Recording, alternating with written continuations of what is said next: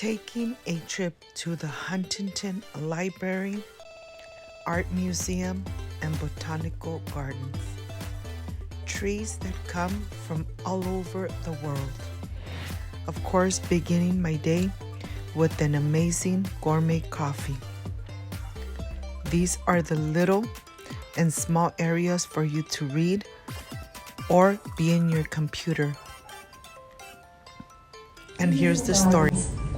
Celebrated art, and a remarkable research library. So, just how did this place come to be? Henry Huntington was a businessman, a very successful businessman. He was also a collector of plants, art, and books. Lots of books. His remarkable collecting became the foundation of his place. But let's start at the beginning. Henry's first visit to Southern California was in the spring of 1892, when Los Angeles was already changing from a small town into a major metropolis. The arrival of the cross-country railroad in California brought waves of western migration from across a post-Civil War America. The railroads marking Southern California as a sunny paradise, a place of bountiful resources with limitless opportunities.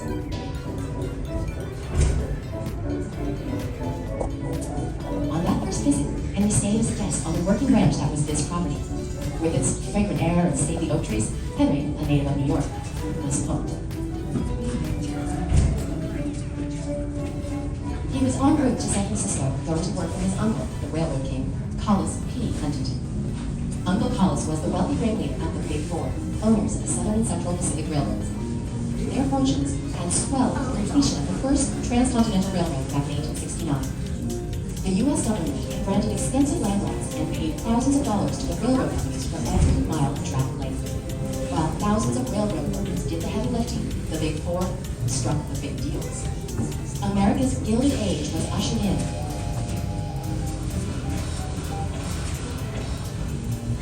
Creating entire industries that made an ambitious few extremely wealthy. As men like Andrew Carnegie, John D. Rockefeller, and Collis Huntington made their fortunes, it became fashionable, and even expected, that the wealthy would invest in philanthropic endeavors. They created museums, universities, hospitals, and research centers. These men also built extravagant homes, creating estates as stylish monuments to themselves. In San Francisco, Henry settled in with his first wife, Mary Alice, and their 4 children. He rose through the ranks of the railroad empire to become his uncle's business protege and confidant. When Collis Huntington died in 1900, the railroad king left behind an amount of wealth that is hard to imagine. Shares from Collis's mammoth railroad stocks were divided between his favorite nephew Henry and Collis's second wife, Arabella Huntington. Collis had met her 30 years earlier while still married to his first wife, Elizabeth. Arabella had 1 child, Archer.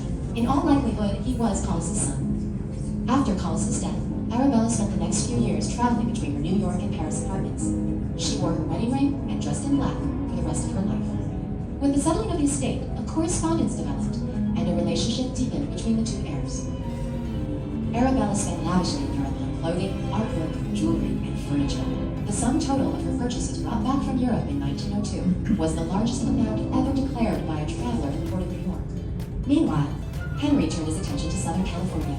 With his business partners, he incorporated the Pacific Electric Railway Company in 1901. The PE, or red car system, whisked Angelenos from downtown Los Angeles to the quickly expanding suburbs, where they could purchase property from one of Huntington's owned real estate companies. Envisioning the burgeoning city served by his rail systems, he bought up land and invested in power and water. The profits rolled in. Late in 1903, he bought the peaceful ranch near Pasadena, where he had stayed as a guest 12 years before. With an eye to European estates, Henry hired young landscape architect William Pertwee to transform the property and develop his gardens. A staff of laborers was hired to assist in the ambitious construction, grading land, moving oak trees, and planting near the warm climate of San Marino.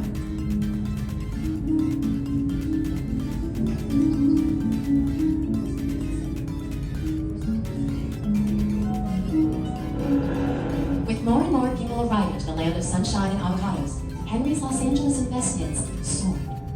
He shifted from being a casual book collector to purchasing entire libraries and became a major buyer in the elite antiquarian book market. In 1911, he bought what was then the most expensive book ever sold, a Gutenberg Bible, for $50,000. With his first marriage over, Henry settled permanently in Southern California on this property.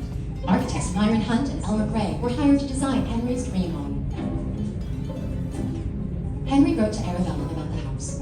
They were contemporaries, and his fascination with his uncle's widow grew. A sophisticated tastemaker herself, she encouraged Henry to begin collecting art, enlisting the longtime art dealer Joseph Devine to decorate the mansion. Many details of the home were custom crafted in Europe. They were shipped across the Atlantic and freighted across the country by private rail right to the estate.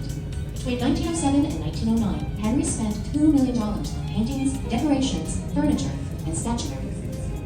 3 years after construction began, the Huntington Mansion was completed in 1911. The press called it Huntington's Palace. After decades of close friendship, Henry and Arabella, now in their 60s, were married in Paris.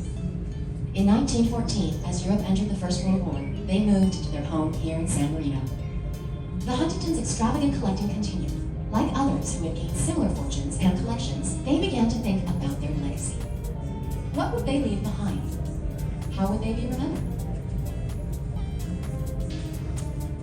With an assembled board of trustees, including Archer Huntington, Henry and Arabella co-signed a deed of trust in 1919 endowing the estate as a research and educational institution to be open to the public upon their deaths. Beginning my journey.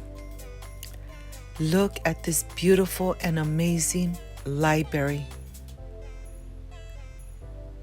Everything looks so amazing. The inside of this library, just perfection. Books that come from all over the world. The first bulbs that were created. Look at this, my friends. Of course, walking over to the castle. So much art is in this garden. Everywhere you see. This is inside the castle. This was spectacular. Every corner you see has so amazing art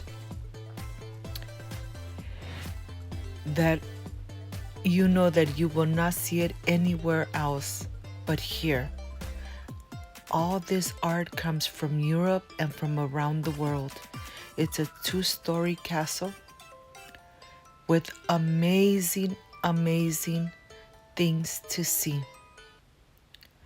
From kitchenware, bathrooms, and of course,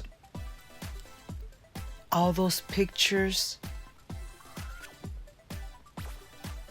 I really loved coming here to the Huntington. If you have a chance and you could come to the library of the Huntington, you are going to love it. All these frames are made out of gold, and this is the first clock.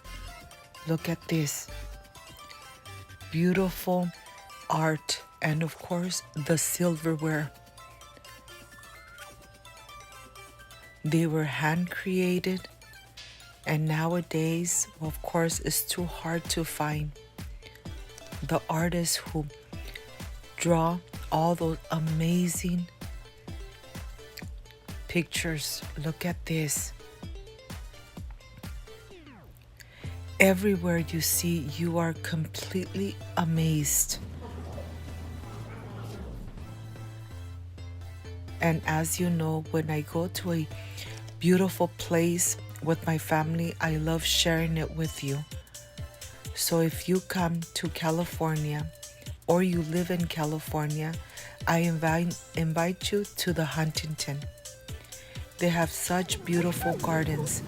This is the flowers garden, which has so many different kind of flowers from all over the world.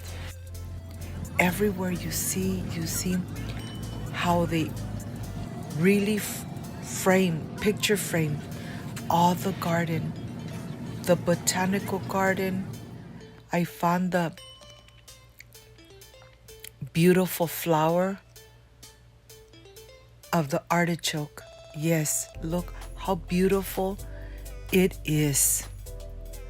Of course, you have an amazing recipe of the artichoke dip.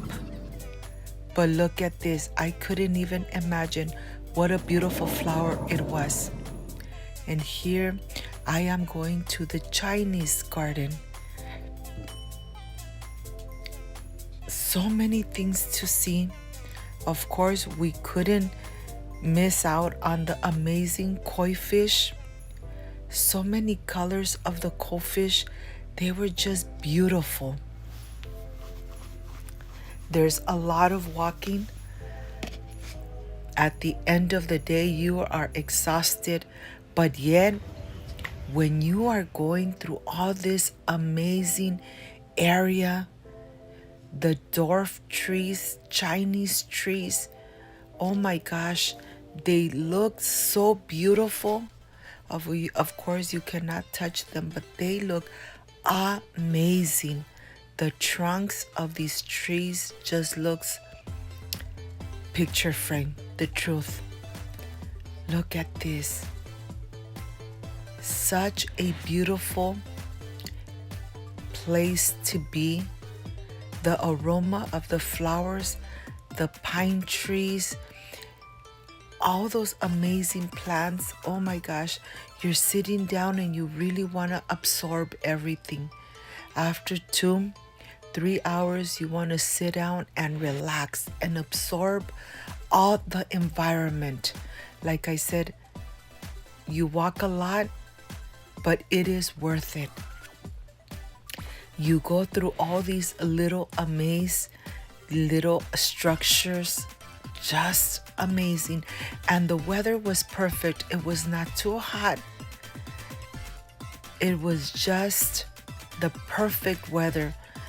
I got here about 10 in the morning and we left like at 3 in the afternoon. So many things to do. So many places to take the perfect picture.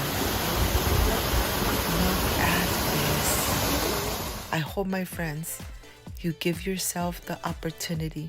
If you live in California, you could come to the Huntington and admire this amazing castle and the area all around it. Of course, at the end, I was at the desert area. Just perfection. If you liked and loved this video, please leave me a thumbs up. Share this video on social media. And I'll see you soon with more adventures. Of course, a family place. Enjoy. See you soon with the amazing recipe.